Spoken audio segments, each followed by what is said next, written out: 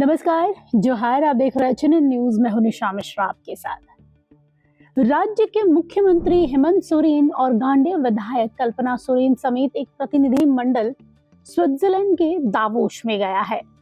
World economic forum 2026 में शामिल होने के लिए गया। उसके बाद से लगातार देश और दुनिया के साथ साथ राज्य में भी यही बात चल रही है कि क्या हेमंत सोरेन इन्वेस्टमेंट लेकर आ पाएंगे। जहां एक और पूरा जेएमएम है, राज्य सरकार जो सत्ता पक्ष है वो सब हेमंत सोरेन पर भरोसा जता रहा है। दूसरी ओर जनता के भी दो पक्ष, दो तरीके से जनता देख रही है। एक पक्ष वो है जो हेमंत सोरेन के इस कदम की कह सकते हैं सराहना कर रहा है कि कम से कम उन्होंने एफर्ट तो दिखाया और उसका रिजल्ट भी आया कि सामने टाटा स्टील के साथ 11,000 करोड़ रुपए का एक समझौता हुआ है। ये औद्योगिक परिदृश्य से आने वाले समय में एक मजबूती देगा। बात ये है ना कि राजनीति में विपक्ष जरूर होता है, लेकिन विपक्ष को भी सोचना चाहिए कि जिस व्यक्ति को दूसरे देशों में सम्मान मिल रहा है, कल की ही बात है, सीएम हेमंत सोरेन को व्हाइट बैच के सम्मान से सम्मानित किया गया है।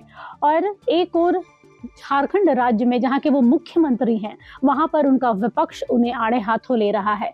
उनके इस यात्रा को बिजनेस टूर को कहा जा रहा है कि वो घूमने फिरने और मौज मस्ती मारने के लिए गए हैं। बाबूलाल मरांडी जो कि पूर्व मुख्यमंत्री रह चुके हैं, उनका कहना है कि भाई उद्योग मंत्री को साथ में नहीं ले गए हैं, 3 लाख का जैकेट पहन रहे हैं और ना जाने क्या क्या। लेकिन यहाँ पर राजनीति होना, देखिए राजनीति लाजमी है। राजनीति किस मुद्दे पर होगी, जरूरी नहीं कि हर बार एक सही और सटीक मुद्दा ही खोजे विपक्ष। कई बार तो आपके अच्छे पहनने से भी, जैसे अगर केंद्र की बात करें तो नरेंद्र मोदी की जैकेट पर भी सवाल उठ जाता है कि नरेंद्र मोदी 10 लाख का जैकेट पहनते हैं। तो इस तरीके के अमूमन उल जुलूल सवाल आदमी विपक्ष करता रहता है, यही सवाल है। लेकिन यहाँ पर सुरक्षा व्यवस्था को लेकर उन्होंने सवाल खड़ा किया। खासतौर पे बाबूलाल मरांडी की बात करें, उन्होंने कहा कि भाई आप इन्वेस्टमेंट लाने की बात कर रहे हैं, आप अपने राज्य के लोगों को सुरक्षा नहीं मुहैया करा पा रहे। आए दिन यहाँ पर गैंगस्टर्स की संख्या बढ़ रही है, हत्याएं हो रही हैं, आदिवासी नेताओं की हत्याएं हो रही है, किडनैपिंग जैसे मामले को यहाँ पर संज्ञान में आते हुए आदमी देख रहा है। और आप बात कर रहे हैं कि हम फॉरेन इन्वेस्टमेंट लेकर आएंगे, फॉरेन इन्वेस्टर्स यहाँ आकर इन्वेस्ट करेंगे, तो आप यहाँ पर सुरक्षा दे पाएंगे? क्योंकि भैया जब आप अपने राज्य के लोगों को सुरक्षा नहीं दे पा रहे हैं तो दूसरे राज्य, दूसरे देश के, दूसरे मुल्क से जो लोग आएंगे वो यहाँ पर इन्वेस्ट करने के लिए रेडी होंगे। बंगाल की बात करूं तो बंगाल में आधे से ज्यादा इन्वेस्टमेंट और इन्वेस्टर्स इसलिए नहीं आते हैं क्योंकि वहाँ यूनियन बड़ा तगड़ा है। हर चीज में यूनियन बाजी के चक्कर में, चाहे वो कॉलेज हो, चाहे बड़ी बड़ी कंपनियां हो जो फॉरेन से इन्वेस्ट करना भी चाहती हैं, वो भाग जाती हैं। टाटा जैसे नैनो कार का इन्वेस्टमेंट था, उसे ममता बनर्जी ने भगा दिया।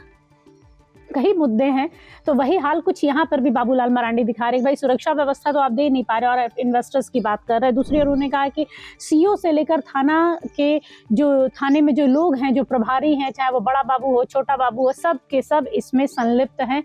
सब के सब यहाँ पर घूसखोर हैं, पैसा उगाही का काम करते हैं और जो असली मुजरिम है वो छूटे रहते हैं, बेगुनाहों को सजा मिलती है।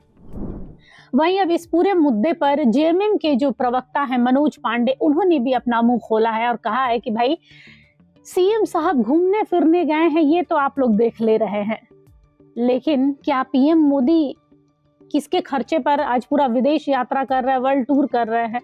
तब तो आप पूछने नहीं गए कि पीएम मोदी किसके खर्चे पर घूम रहे हैं। सीएम घूमने गए हैं तो आप लोग बोल रहे हैं कि राज्य के पैसे से, आम जनता के टैक्स के पैसे से घूमने जा रहे हैं। तो आप लोग सवाल देखा जाए तो आप निष्पक्ष होकर कीजिए ना, कि जब केंद्र पर आप सवाल नहीं कर सकते हैं तो आप यहाँ राज्य के मुख्यमंत्री पर कैसे सवाल कर सकते हैं? आपके पास कोई और सटीक और ठोस मुद्दा नहीं है कि आप सीएम का कपड़ा देखने लगे, पीएम का कपड़ा देखने लगे, तब क्या झोला छाप और भिखारियों की तरह बन के आदमी जाए? नहीं ना, विदेश है, डेलीगेट्स, एक डेलीगेशन के साथ में मिलना है, 10 लोगों के साथ उठना बैठना, आप रिप्रेजेंट कर रहे हो अपने देश को, अपने राज्य को, तो एक ढंग का कपड़ा तो होना चाहिए। अब उसके लिए आप पैसा देखेंगे कि हाँ 3 लाख का है कि 4 लाख का है। यहाँ पर मनोज पांडे ने कहा है कि भाई सिर्फ सीएम को मत देखिए, पीएम को भी जब आप लोग निष्पक्ष होकर देख रहे हैं तो एक ही चश्मे से दोनों को देखिए, 2 चश्मे से मत देखिए। वही कहावत है ना कि एक आंख में काजल एक आंख में सुरमा, ऐसे नहीं चलता है। देखना है तो दोनों को एक ही देखिए। वहीं रघुवर दास का भी नाम उन्होंने लिया है। मनोज पांडे ने कहा कि भाई रघुवर दास के टाइम पे विदेश में कौन कौन किसको किसको लेकर गए हैं, जरा ये भी तो बताइए। जब वो मुख्यमंत्री हुआ करते थे तो किसको किसको विदेश में घुमाए हैं। और इसी तरीके से कह सकते हैं कि जो व्यक्ति अक्सर देखा जाता है, जो व्यक्ति विदेशों में नाम कमाता है ना, जिस पर विदेश के लोग भरोसा करते हैं, प्यार देते हैं, सम्मान देते हैं, उन्हें अपने देश में नहीं होता। ये चीज़ प्रधानमंत्री नरेंद्र मोदी के साथ भी होता है कि वो विदेशों में जितना उन्हें सम्मान, प्यार, कई देशों से, कई मुल्कों के सर्वश्रेष्ठ सम्मान से उन्हें सम्मानित, नवाजा गया है, लेकिन अपने ही देश में उन्हें वोट चोर, धर्म के नाम पर राजनीति करने वाला, हिंदू मुस्लिम करने वाला, मंदिर मस्जिद करने वाला, गोधरा कांड और ना जाने क्या क्या लेकर उनको बोला जाता है। और वही चीज़ सेम टू सेम यहाँ पर हेमंत सोरेन के साथ भी हो रहा है कि भाई कई मुख्यमंत्री आए और गए, लेकिन आज तक आप अपने राज्य से बाहर के पड़ोसी राज्यों से आप बिजनेस नहीं लेकर आ पाए। और आपका अभी का जो वर्तमान तत्कालीन अभी जो वर्तमान में सीएम है, वो अगर वो विदेशों से इन्वेस्टमेंट ला रहे हैं तो यहाँ विपक्ष के लोग दरवाज़ा बंद करने के लिए तैयार हैं कि भाई इन्वेस्टर्स आएंगे तो आएंगे कैसे। ऐसा माहौल बना दिया जाए कि इनकी यात्रा सिर्फ घूमने फिरने वाली यात्रा बनकर रह जाए, इसमें इन्वेस्टमेंट ना आ सके, ताकि हम भी कल को कह सके 29 के इलेक्शन में कि भाई सिर्फ विदेश घूमने गए थे सीएम साहब पत्नी के साथ में, लेकिन इन्वेस्टमेंट नहीं आया है। लेकिन हेमंत सोरेन है लगे हुए हैं और अपनी बात, साथ में गांडे विधायक और उनकी पत्नी कल्पना सोरेन भी हैं, वो भी नारी कैसे यहाँ पे वुमेन एम्पावरमेंट को कैसे दर्शा रही हैं कि झारखंड जैसे एक छोटे से राज्य में आदिवासी ट्राइबल एरिया है और मतलब आदिवासियों के लिए राज्य बना था, और यहाँ पर आदिवासी महिलाओं को कैसे ये सरकार मजबूत कर रही है, सशक्त कर रही है, कई योजनाएं चला रही हैं जिससे वो महिलाएं घर बैठे खुद अपने बिजनेस, अपने काम को कर सकती हैं। वो सब उस विश्व पटल पर रख रही हैं और ये अच्छी बात है कि आप अपने राज्य की जो मतलब वैश्विक पटल पर रखना अपने राज्य को, एक बहुत ही खूबसूरत बात है। और उम्मीद करते हैं कि अभी भी निष्पक्ष होकर जो विपक्ष है वो इस बात की सराहना करे कि इतनी कम उम्र में ही सही हेमंत सोरेन कम से कम विदेश में झारखंड को दिखा तो रहे हैं, झारखंड के अस्तित्व को बता तो रहे हैं, झारखंड के इतिहास से रूबरू तो करवा रहे हैं। आपने तो वो भी नहीं किया।